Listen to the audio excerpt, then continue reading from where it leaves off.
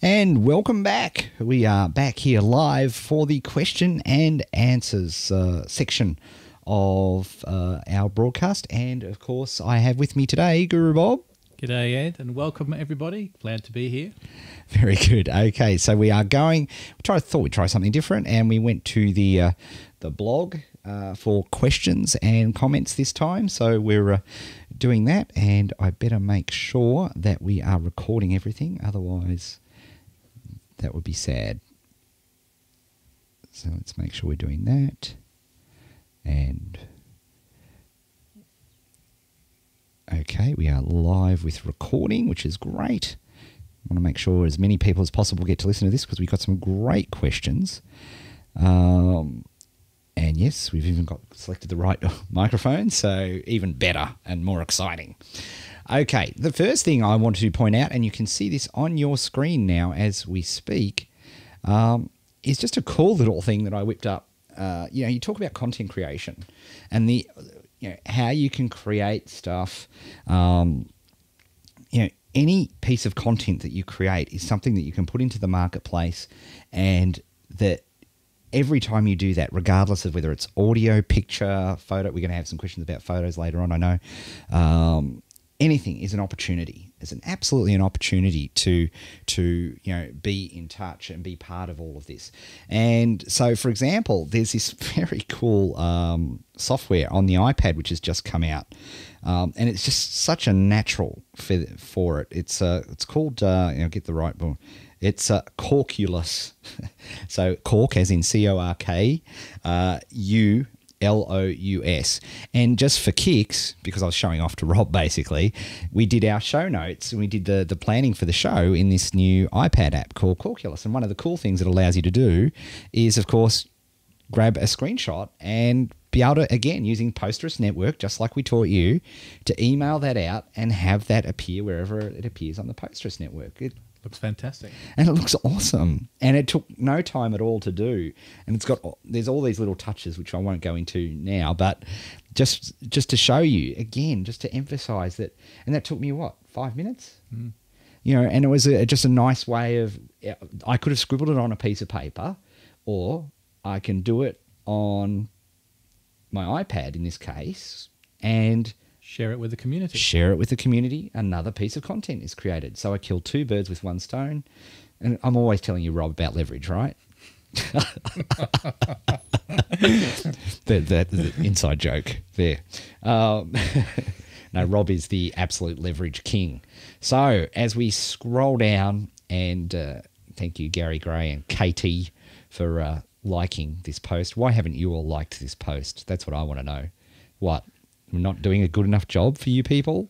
This is not enough, and not enough for you to take 2.3 seconds, oops, like I haven't, and press like. Was that hard? Is that too hard? Is it enough to ask just to hit the like button on the blog when you like a post? Would it kill you? Would it kill you to do that? No, it's all right. We're not needy at all. Let's have, a little bit needy, but that's about stuff. All right, so let's have a look. Here we go. We've got 26 comments. Let's see if we can whip through these. First one is from Jackie. Can you go over using syndicated content? I know we're not allowed to using it during the challenge, but is it okay to use it at one point or another? Oh, that's an interesting question. I'm assuming this is someone else's content. You think that's what the premise is here, that you're using on your blog? Well, if you're really stuck for content within your niche and you're looking to fill out and at least have something there, then yes, probably I would accept syndicated content. But certainly on your main money site, I think the basic premise that we're trying to present here and teach is that your main site is full of unique content, which ultimately means that site is going to have the greatest chance of ranking highest in the search engines for a particular keyword that you're targeting. And that, of course, over time, that could be a range of keywords, not just one keyword.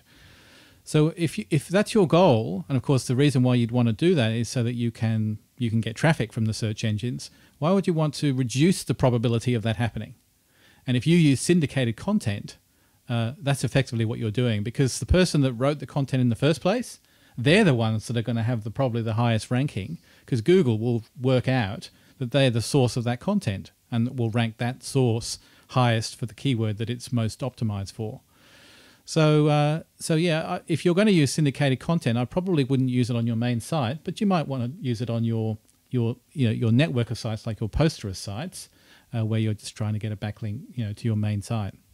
Remember, the goal here is that we're trying to get our main site ranking for the widest range of keywords within your target niche, so that you can get the greatest proportion of traffic from the search engines for those keywords. Absolutely, and again, all those 2 modules of market leadership was all about creating unique content.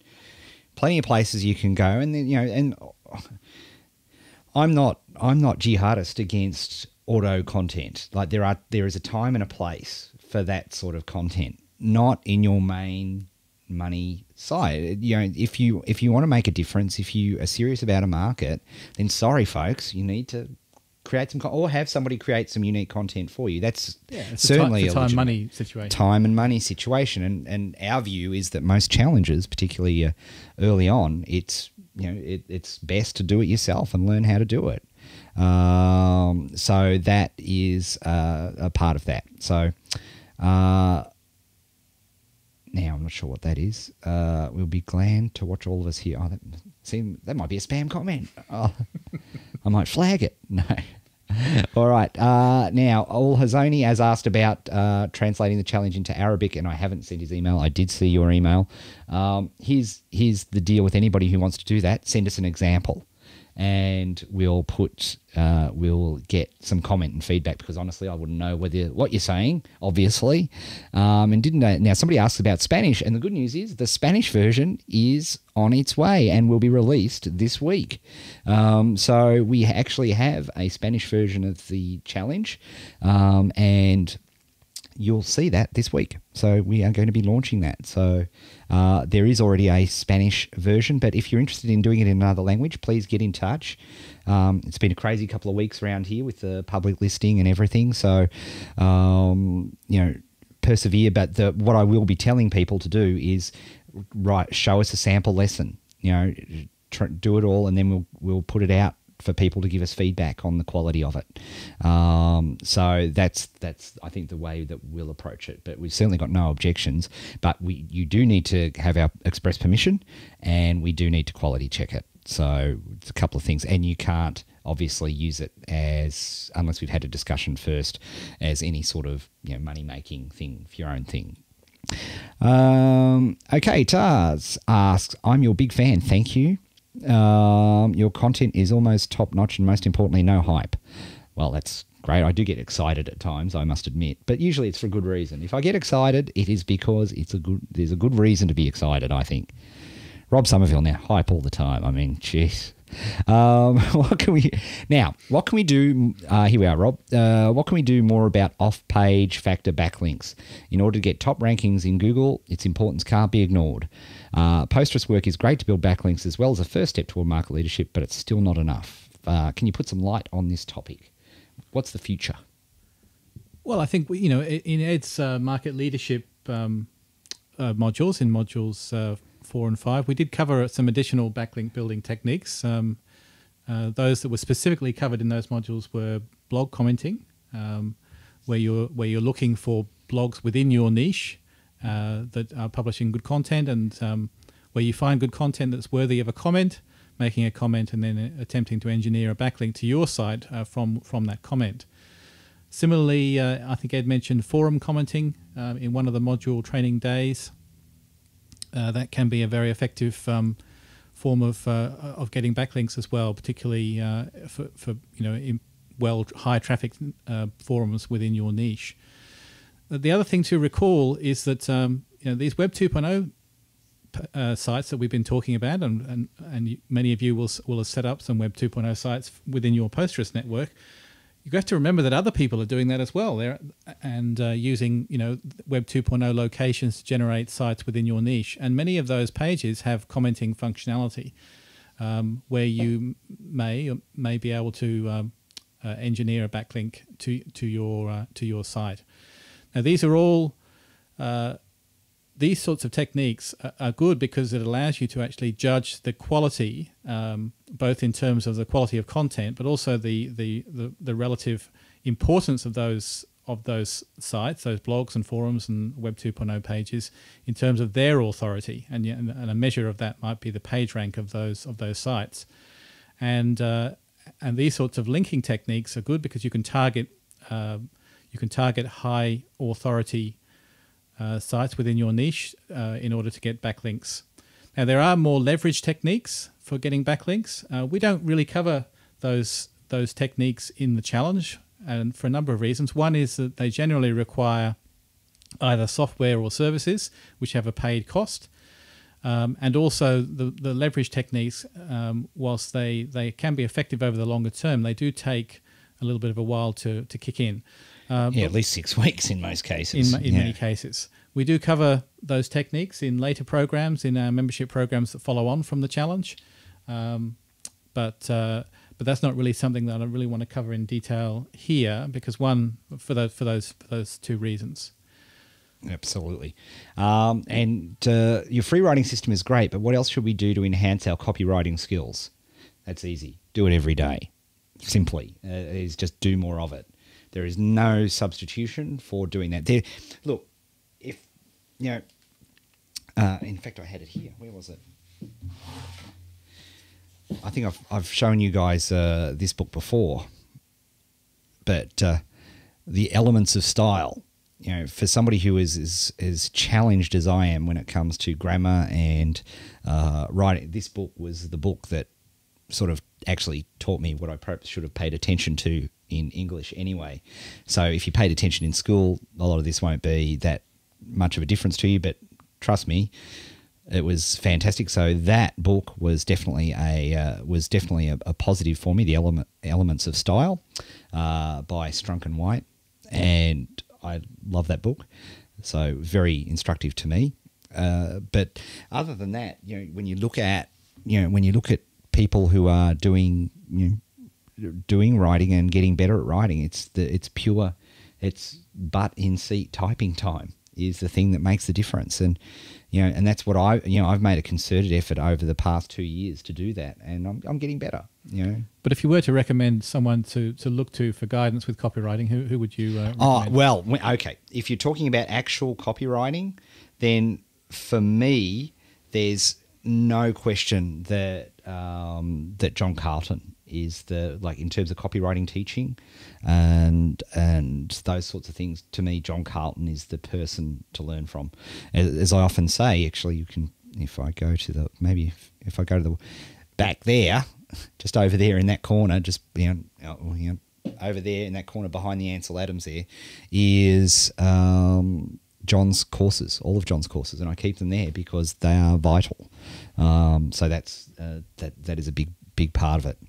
I see you've got Robert McKee up there in your library as well. Actually, yes, good point. I love that. Story is an excellent book. Great point. And Stephen King's book on writing is also very good. That's right, Rob. That's very good. And that's and hang on, let me get the wide shot here again.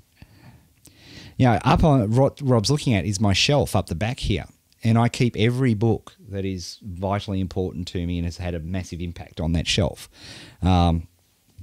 I suppose the truth is I've got all of those in here now as well, but it's nice to have those versions back up there.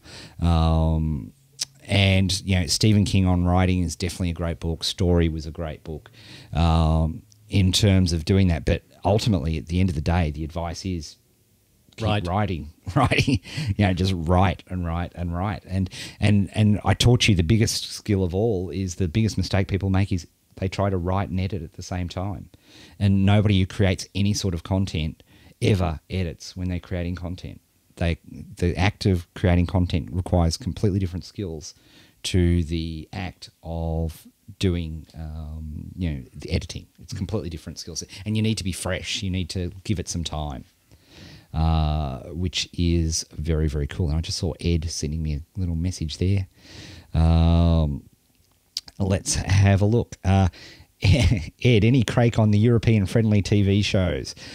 Next week we will definitely be doing some. I hear rumours that Dan the Man Rain will be making an appearance from the Bat Cave there at Manchester, and hopefully we might even do some special ones during the challenge module next week as we head towards close. So we definitely, don't worry, Europeans, we owe you one. And hey, hello, who's getting the love straight after the challenge? You know, Euro types. Let me just put this up here. Do you remember? You know, this is going to test me. Oh, I'm under pressure. I'm under pressure. It is. Do you remember what the link is? Challenge.co/conference, isn't it?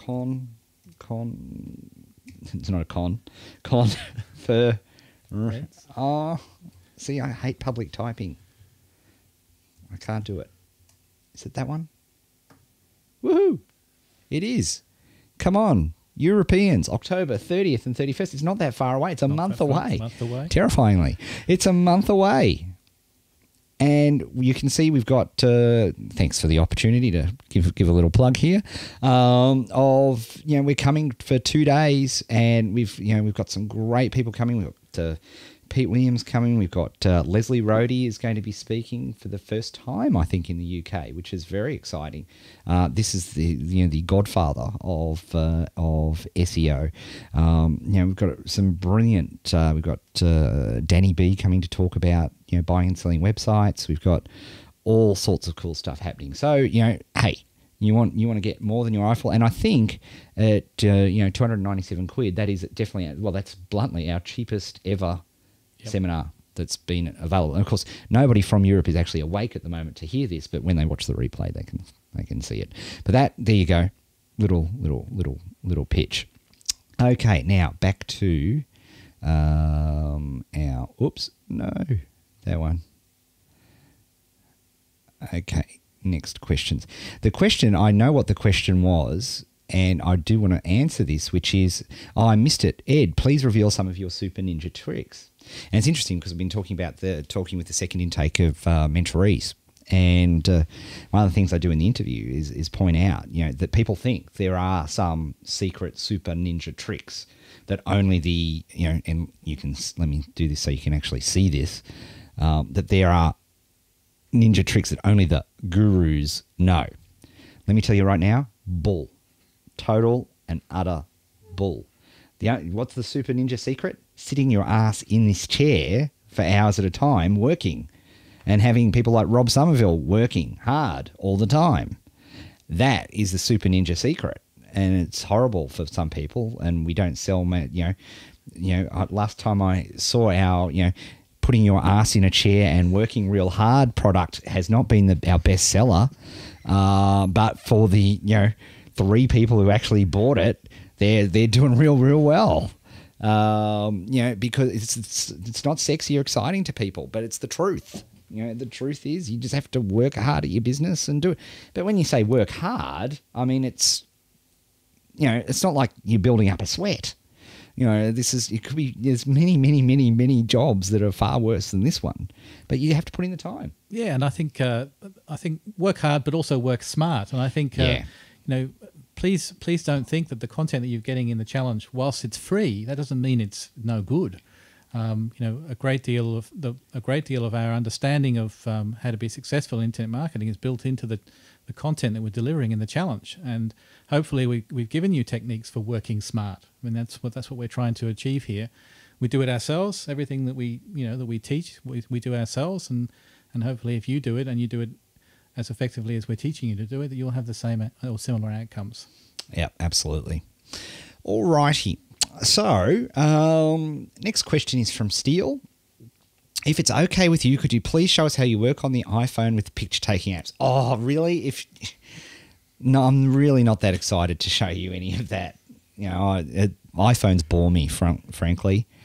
Oh, okay, if you insist. We're sending them to Twitter or any other surface that involves market leadership. I personally have an iPhone 3G, love the way Reader, Instapaper and so interact with each other, and love to see it with live in action with the photos as well. Also, if you know an app, the iPhone, that tells you how many visitors you've had to your website, instead of logging into Google Analytics to see it, thank you. All right, well, okay. if you insist. Let's go. So first thing we're going to do is we're going to use photos. Now, because I've got this all wired up here, the photo taking possibilities here are not good. So as they say in the classics, we'll go to my photo gallery and take a photo that we've taken earlier. Let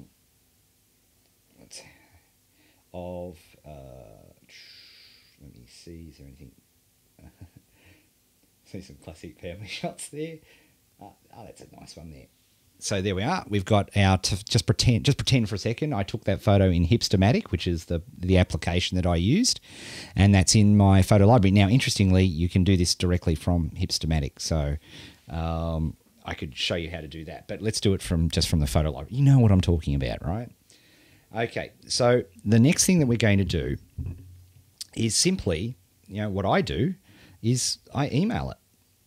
And I use the email photo function. Why do I use the email photo function? Because what's wonderful is that the Postgres, I've got a full Postgres network set up. And most Web 2.0 sites accept content via email. Via email to Postgres. So for me, email is the smart way to do all of this because it's so quick and so intuitive. And most applications, certainly all the camera applications I use, have indeed, email. Email the photo. So it's perfect.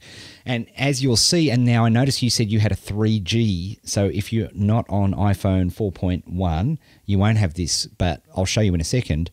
It actually allows you to size the phone automatically now when you send it, which is a really, really helpful thing.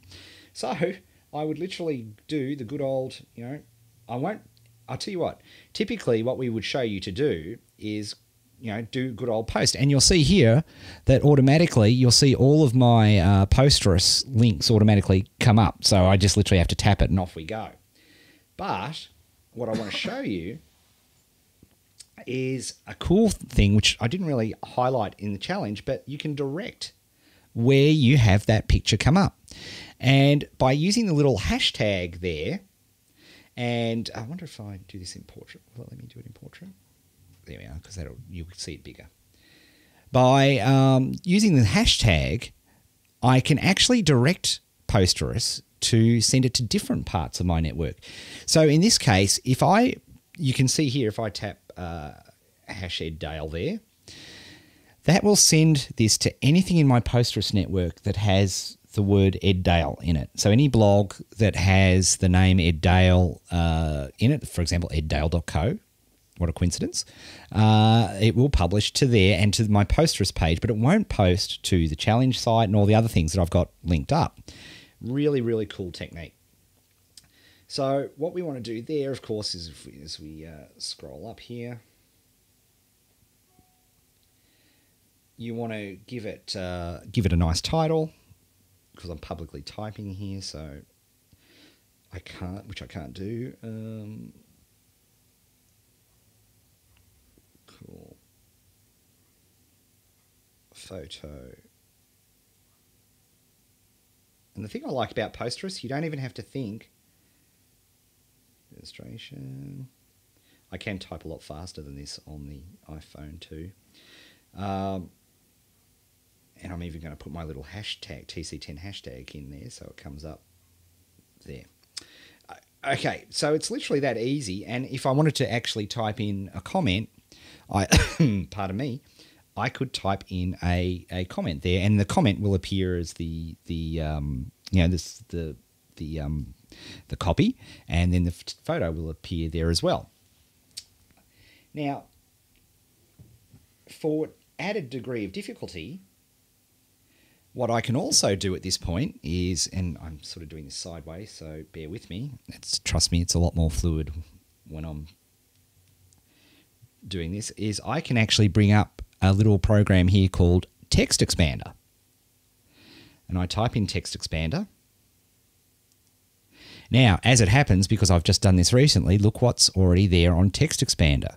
I've got my anchor text coded in. And I've got the generic one applied here, but if I was actually working on, I would have one of these already set up with my keyword phrases. Yep. Text Expander will allow you to have each of these. You can have you've got a group of different things there, and you can you can just simply add those in. And so, for example, if I type A N C, boom, done. So there's my link. Now, terrifyingly, I'm going to have to try edit this. So I'm just going to do this here. And I'm just going to add in Ed Dale here.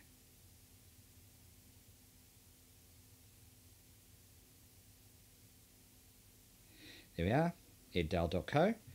And then the anchor text link that I want to put in here.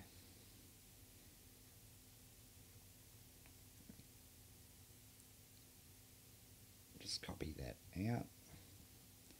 And I'll just put in photo by Ed Dale.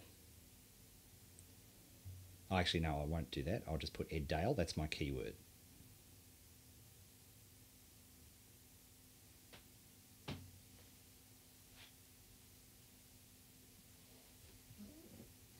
So that's it. So I've done, press done. And here's the cool thing. I just tap that. And of course, this takes me literally 4 seconds if I'm not demonstrating it. Literally 4 seconds. I just literally hit copy all text. Switch back.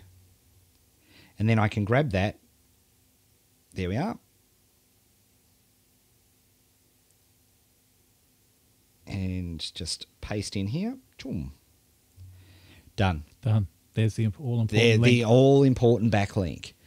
So for one little extra piece of work, and again, it takes 2 seconds. If you've already got that set up for your keyword phrase in Text Expander on the iPhone, it will literally take 2 seconds to do. And it's there and it's done. So I can, put, at the start here, right there. So photo by space, and then that will come up as the anchor link. So I press send, off it goes, and we'll remember that, and in a couple of minutes we'll come back to the blog and see how we're doing.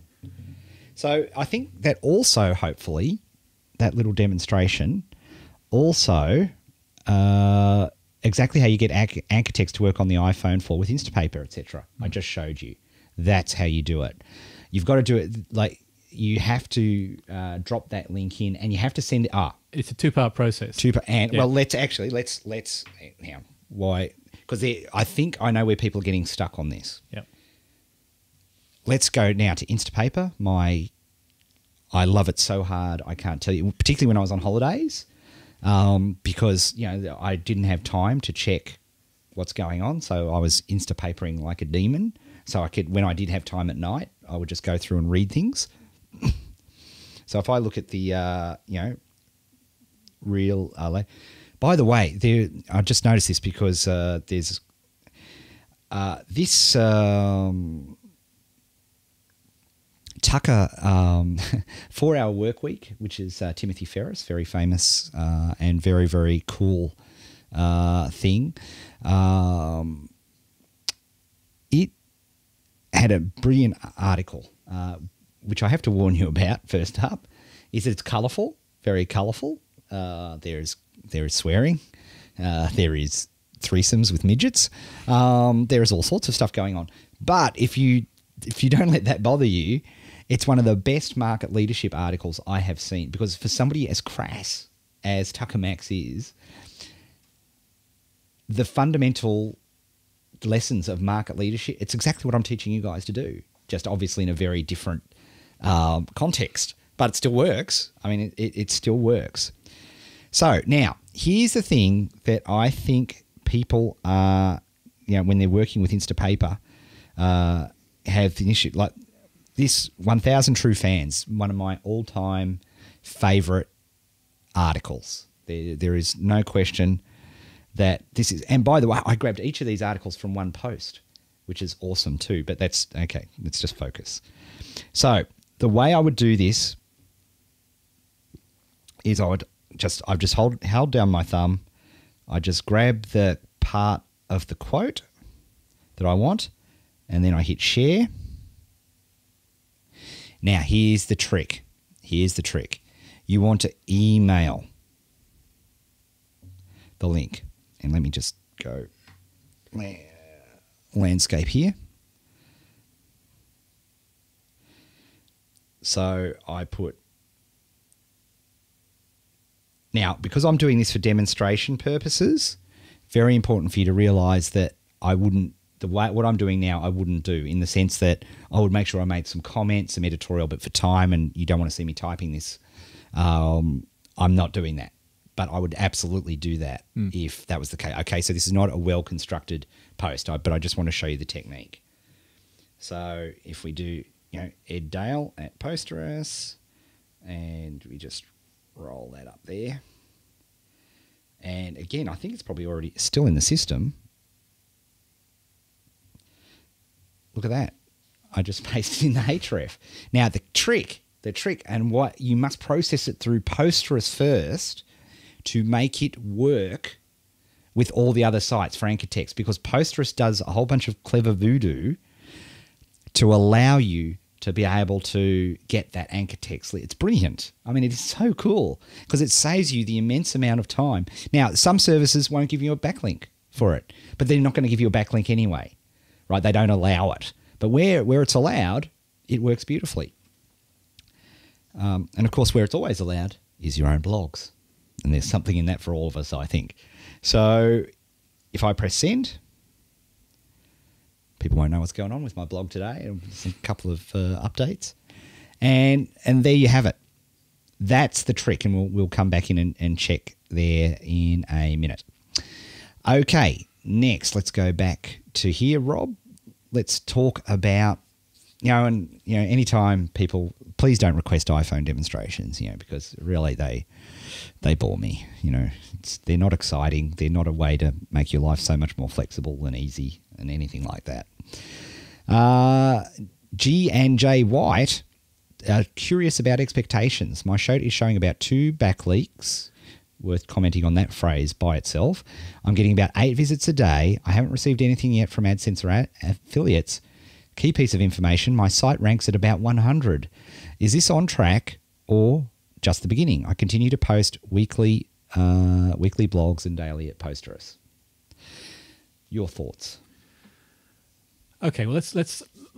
I think the fact that the site's ranking in position 100, I think, is important, because that may indicate indeed that the keyword that person's targeted is very competitive, and even despite the fact that there's quite a degree of on-page optimization for that keyword, and obviously there are some backlinks. Nevertheless, Google is only crediting that site with a position 100 ranking, which isn't very high. So now, a couple of things. If you only just come into the index, or if Google is still in its Google dance period, of course the ranking might be going all over the place anyway, and that position 100 might not reflect a fair ranking. It might reflect the fact that it's in transition. Yeah. Or Google is still calculating where it thinks that site should appear on an authority and relevance basis. But if we assume that that's not the case here, then position 100 isn't that flash, and I'd be thinking, okay, well, I need to strengthen my ranking. And assuming that your on-page optimization is on target, as we've taught in the challenge, then there's only one thing to be done here. You have to get more keyword-relevant links to that content and to that specific page, which is ranking for the keyword that you're trying to target.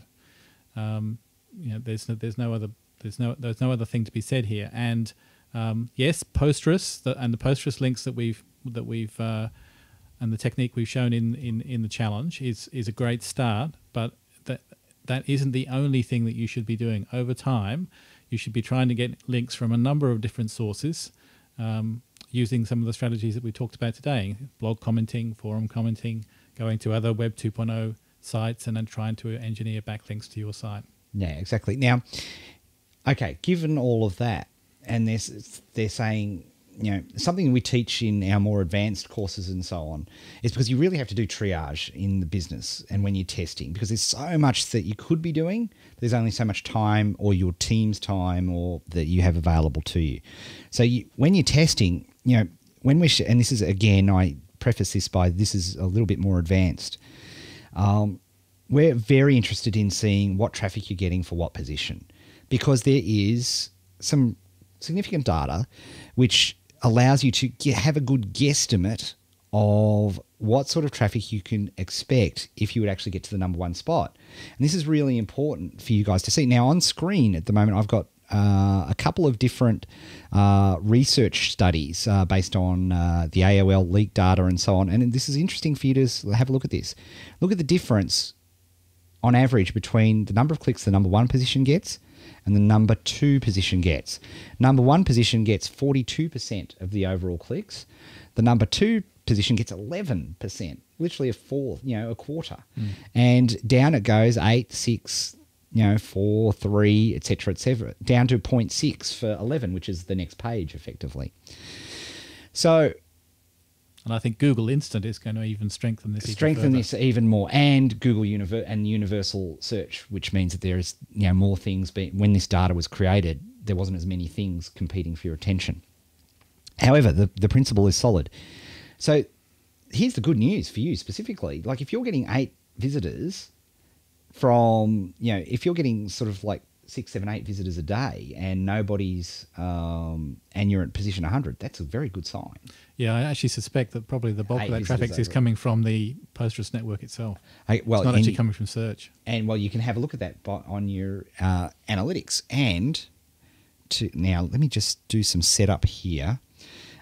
So once you're on that first, to finish off the point there, once you're in that top 10, you can get some idea. Like if you're at number 9 and you've been at number 9 for the last week and you're getting 3 visitors a day, you look at that and you go, well, based on this data, 2 times, you'd likely to be getting, you'd like to think that you'd get 15, somewhere between 15 and 25 times the traffic if you hit number 1. And so 15 to 25, 3 to 75, it's worth continuing. It's worth persevering with. But if you're getting 1 click a day, then even if you get to number 1, you're probably going to be disappointed in terms of traffic. And from triage, you look at it and go, okay, now's the time to go and work on another keyword and park that for a little while. But here's the important thing, crucial thing for challenges. What did I kick off this entire day with? Don't prejudge, right? Don't prejudge. You need to see enough data to do this. You just can't be in number 9 for a day and make that decision. You have to be in number 9 for a week or 2 and make that decision. So, it's just, again, showing you a more advanced technique for when you get to that area. Now, I'm just... let's see if there's another question you can answer, because I want to show something else. Somebody asked about how I looked at analytics on the iPhone, and I was going to demonstrate two things with one stone. Okay, but I'll do that when I'll give you another question. We've been doing the challenge, Patrick says, for 2 to 3 months. Next week, we finally get to decide if our sites are a go, no-go. My question is, if we were to replicate this and create additional niche sites, would we be looking at the same time frame to decide if it's a go or no-go? Yeah, and I think that question, we slightly covered it earlier in the Q&A session. Potentially no. Look, there were a number of different motivations for extending the challenge this year from a 30-day challenge into now what's probably more like a 90-day challenge. Some of that is the reality of how long it takes in Google these days to get a reasonable site ranking so that you can attract enough traffic to do a meaningful test of your monetization options. In terms of actually finding a keyword, setting up the site, getting that site indexed, I mean, that is a process that can take 1 or 2 days. It took us a lot longer to teach that process this year. I think we did that over 2 or 3 modules. But the reality is of all of the keyword research and the on-page optimization elements can be done in a couple of days. Where the time frame may still be more extensive is in terms of actually getting sufficient ranking in the search engines for the keywords that you're targeting so that you can attract enough traffic to do a meaningful test. That's all we're trying to do here in the challenge. Get enough traffic from organic searches, within Google and other search engines so that we can expose that traffic to a number of different monetization options to test whether the traffic in that niche will participate in a commercial outcome or not. Are they going to buy something or not? And if they won't, well, then our interest in continuing being involved in that niche must diminish naturally. I mean, unless you're doing this for charitable purposes. Yes. Why would you want to continue working in a niche which isn't going to reward you monetarily?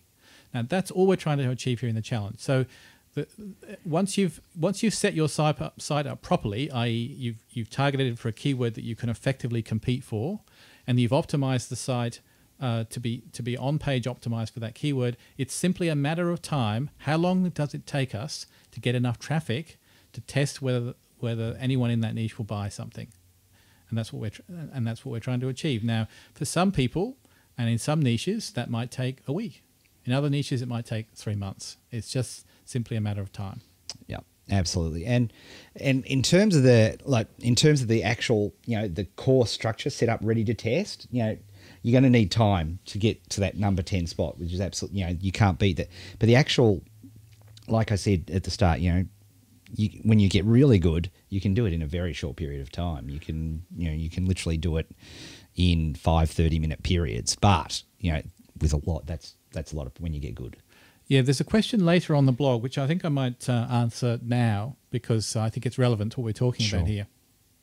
Now, the premise in the challenge is that we're trying to help you to do this where there's very little monetary outlay. That's the basic premise of the challenge, and that's one that we comply with in our education. But there's a question later on the blog where someone's asking, is it okay to use pay-per-click techniques to help with this process? And I would say yes, it is. If you're prepared to spend money to buy traffic, which is effectively what you're doing when you participate in some sort of pay-per-click activity, then yes, you can shortcut the time it takes to get sufficient traffic to test whether someone will buy something in your niche. But that implies a cost, and consequently, that's not something we teach in the challenge. It is something which we'll teach in ongoing membership programs. But in the challenge itself, we don't teach that methodology because there is a cost involved. It's a completely different set of understanding and knowledge required to buy traffic in that way than it is to actually acquire traffic using the methods that we teach in the challenge itself. Absolutely. And now, people were asking me before about how I monitor, analytics on the road, and I'm using an app called, funnily enough, Analytics on the iPhone, and you can see that in front of me, and I've got the old eddale.co blog up, the data for that. And this is a really great lesson right here, because look at the traffic. You can see that I've been away for 2 weeks because look at the traffic's gone terribly. It's gone from it's usually way higher than that, and that just proves my point about momentum in a marketplace.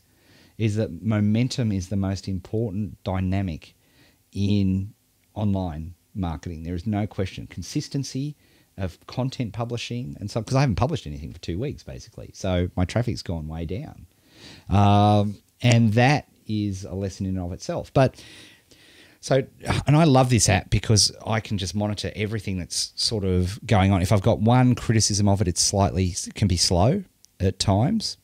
But look at this, there's no, why is there any guessing anymore? I mean, I just don't get it. Referral, that means, most people are going via link. This is a very healthy, I love this chart because this is the sign of a healthy site. No one traffic source is dominant. And that's where you want to be ultimately, because if you rely on organic only, or you rely on referral or direct traffic only, that's only, that's it. But when you start to deliver up any of these other areas, it becomes quite powerful. And so look, you can see where the referral sources have come from. That's direct. Google is the biggest one. Challenge.co, quite a few people obviously checking me out there. Twitter, the old tubby nerd still going strong. Google, YouTube, Facebook, Daring Fireball. Oops. Back you go. I just typed on, you can see that. Country, you can, and again, this data is just gold, for anybody. big in Serbia. City, Melbourne is still the biggest, not surprisingly. That's just me looking myself up. That's not true. It doesn't actually discounts me. You can see big in Birmingham, Brisbane, New York, Manchester. That's just Dan making sure I'm keeping up to date. And keywords, which is hilarious at the moment. The phrase most typed into Google to find my site is the hottest man in the universe. It's been responsible for 203 visitors. And then Ed Dale, hottest man in the universe, Ed Dale blog, croc porn. 29 people have typed in croc porn on the planet. It's just a sign of our sick world. They're sadly disappointed when they come to your site. Yeah, they are intensely disappointed because it's actually a picture of croc shoes. But you can see what people are typing in. And look at that, iPhone HDR mode has actually delivered a few visitors. But guys, this is the gold. This is the gold right here. This tells you what's happening with your business. And each of your blogs, as you start to get your analytics data in, will show you. We want to know what those keywords are. And we'll be talking about that a little bit more in Module 7 as well. Absolutely. And you can see which content is generating. And again, another interesting point is probably 4 of my most popular articles literally ranked. Probably the most read article on the web for that day for a couple of... They still bring in months after. Look at that. Facebook bombshell on reception, which were a couple of my really big hit, are still generating 200-300 visitors a month from those articles, right? So, that just goes to show the power of a good piece of content. So there you go. So that's what and I think people go crazy on the analytics, but to me, pretty much everything on the dashboard of analytics gives you a really good idea. Then you can drill down to really get some detailed analysis. But, early on, and again, we'll be showing you some of this next week, but, as we want to say, you can't manage what you don't measure. Correct. And our measurement tool of choice is analytics. Absolutely.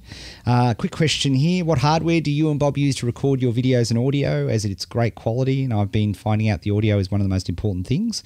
We typically use the good old Yeti, the blue Yeti, when we're sitting here like this in my office.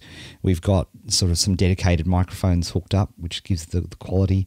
And we also use the Sennheiser. These are the sorts of things I suppose we do teach in, things like 30 Day Challenge Plus and Immediate Edge, how we produce the stuff that we're producing, because, there's only so many things that we can do inside the challenge.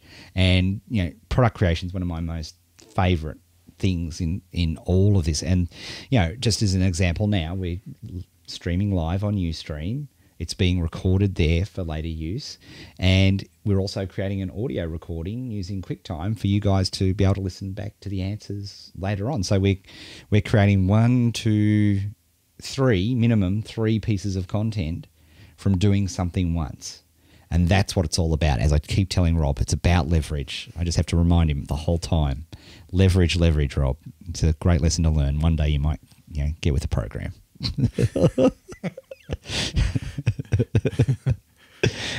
Next, moving along Never quickly. allow yourself in life to be the straight man.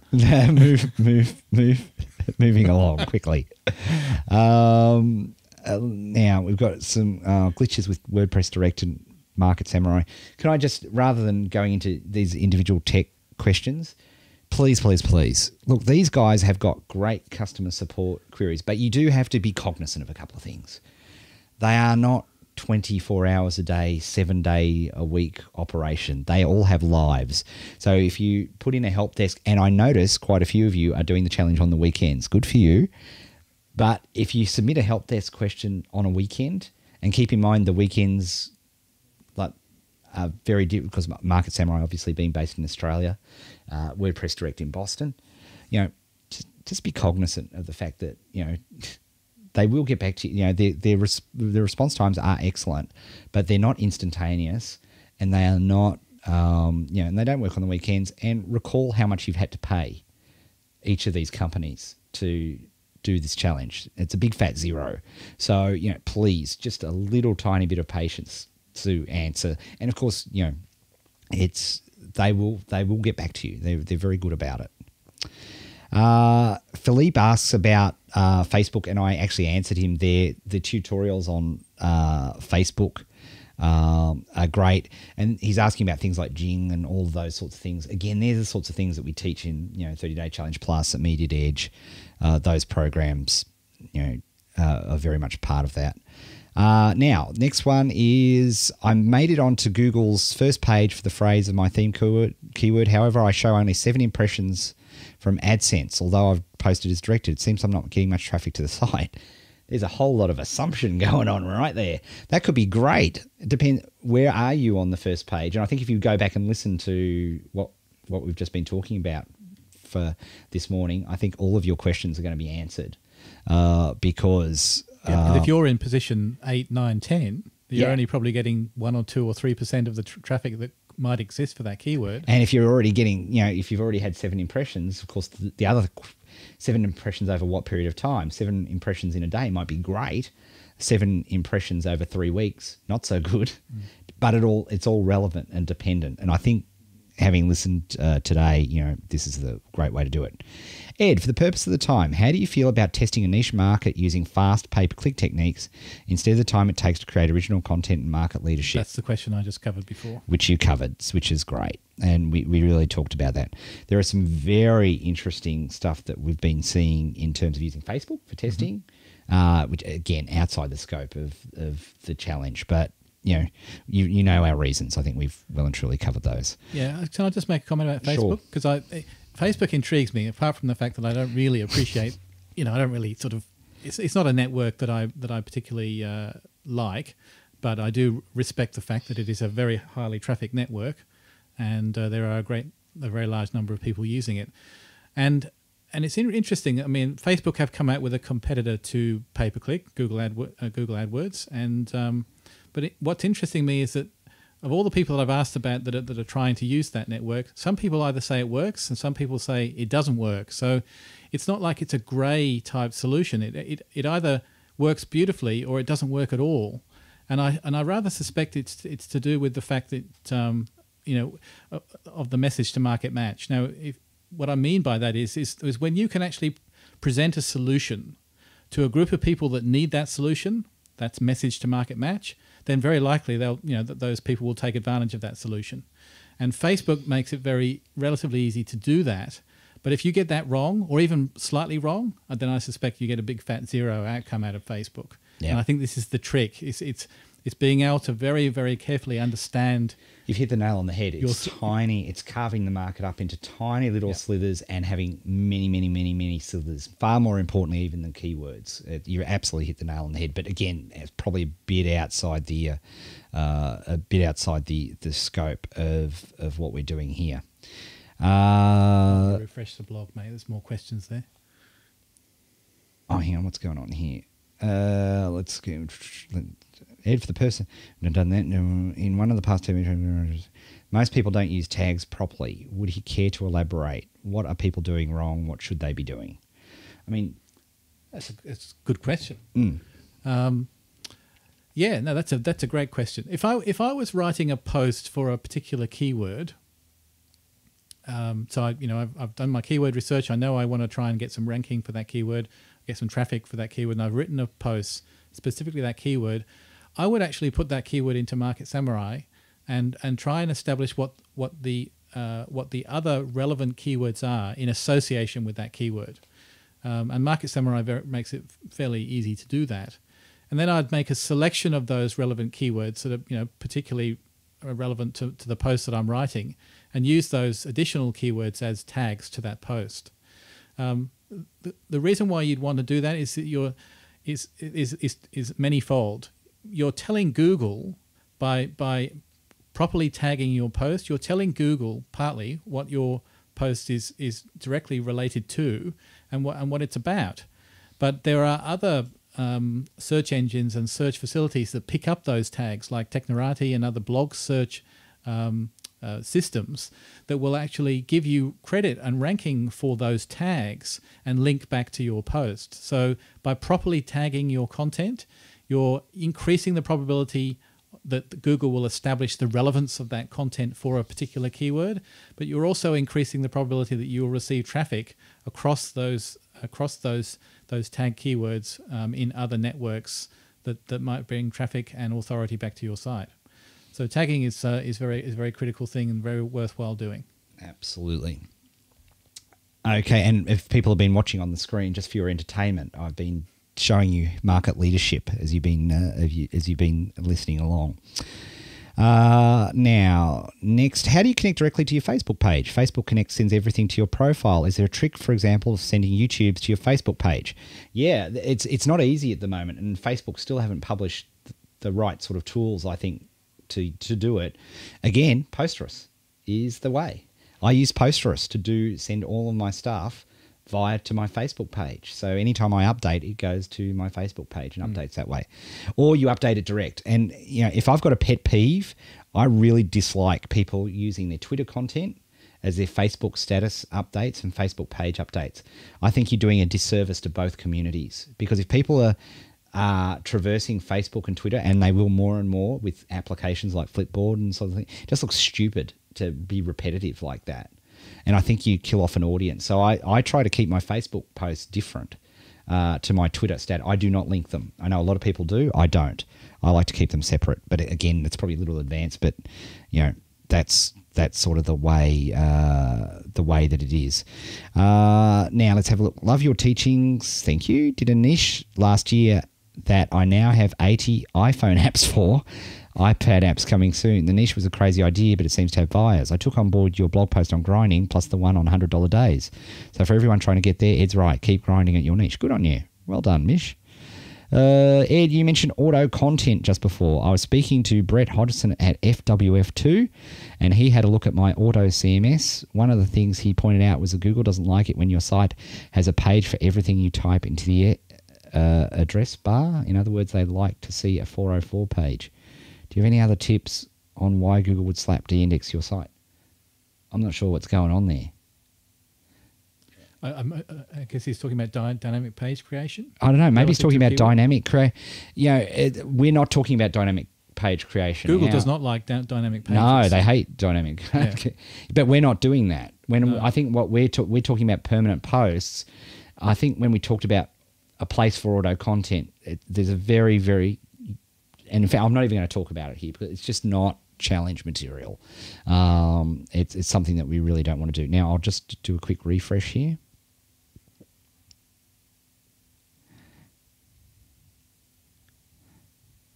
Just make sure. I think we've got almost all of them.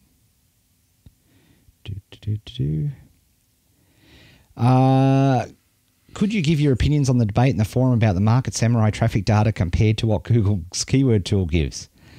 Market Samurai said they'll be switching over, and I wonder how this affects our testing process. Is there a possibility that our original data was not as accurate as it should have been?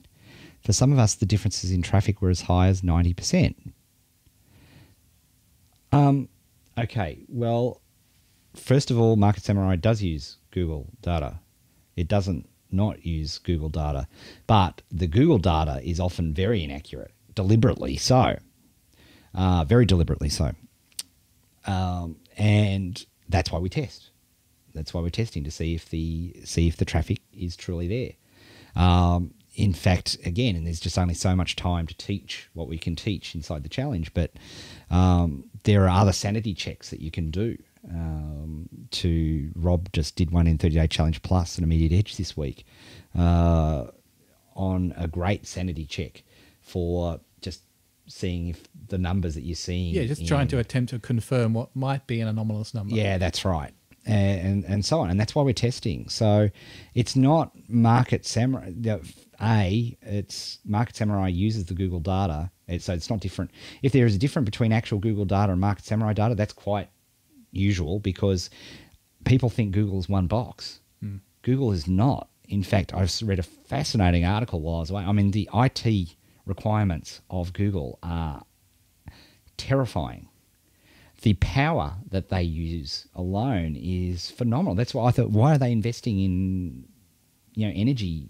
It's because they're using so much damn power.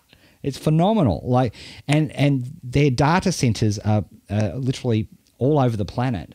And the data center that you access for the data at any particular time will show you different results, because guess what, folks? They're different. They never catch up. They're always going to be different. And the data, people think Google is one thing. It's not. It's actually millions of boxes, and each of these millions of boxes are configured into different data centers. Whilst it's not always the case, when I've looked into sort of situations like this in the past, it's always that it's not an apples with apples comparison. Yeah, that's generally right, and either there's been a mistake in setting up the regionalization of Market Samurai, and then when you go to a Google external keyword tool, you're looking at global numbers, or indeed it's a data center issue. Yep. And there are, from time to time, there are going to be these little inconsistencies, and as Ed said, that's the reason why we test. Yeah, absolutely. All right, with that, we've been going an hour on Q&A, so I think I'll have to start paying Bob overtime if we go much longer. So can't do that now. We're a public company. We've got to hold those purse strings super tight. So there we have it, and thank you very much. I hope you enjoyed today's question and answer and topics. Lots to be talking about as we wrap up towards the end of the challenge. So obviously stay tuned on the blog, watch those emails. Obviously crucial Module 7 coming up, and something I'm really, really excited about, because pretty much we've rigged it. We've made sure everybody's going to get a result this year, I reckon. Anybody who finishes will get a result one way or the other, in the best possible way. So with that, I hope you have a great rest of the week. Enjoy your module time off, and we will speak to you very, very soon. Thanks, Rob. Bye all.